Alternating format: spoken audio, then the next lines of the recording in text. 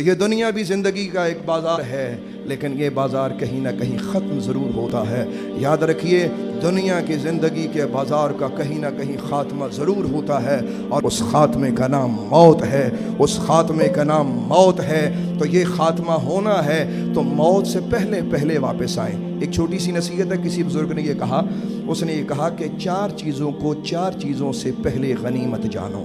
بعض نے کہا یہ حدیث بھی ہے، بعض نے کہا یہ اقوال زرعی ہے۔ سب سے پہلے اپنی صحت و تندرستی کو بیماری سے پہلے غنیمت جانو، نمبر 1۔ نمبر 2، اپنی فراغت کو مشغولیت سے پہلے غنیمت جانو۔ نمبر 3، اپنی جوانی کو اپنے بڑھاپے سے پہلے غنیمت جانو۔ نمبر 4، اپنی زندگی کو اپنی موت سے پہلے غنیمت جانو۔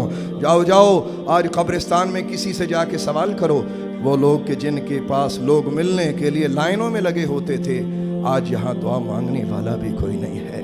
اور یہاں عاجزانہ ایک تختی لگی ہوتی ہے، اور اس تختی پہ لکھا ہوتا ہے، گزرنے والے بھائیوں سے اپیل ہے ہمارے لیے دعا کر دیجئے گا۔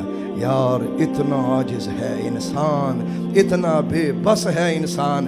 یہ تو مرنے کے بعد پتہ چلے گا حضور، 2 دن بعد بچے بھول جاتے ہیں، 1 ماہ بعد تو بڑی دور کی بات ہے، قبروں پہ آنا بھول جاتے ہیں۔ یہ وہی اللہ ہے جو ماؤں کے پیٹوں میں ہمیں سنبھالتا ہے، جس نے عالم ارواح میں ہمیں سنبھالا تھا، قبروں میں بھی وہی اللہ ہمارے پاس ہے، اور وہی اللہ ہمیں اپنی ہدایت کے رستے پہ قائم رکھتا ہے۔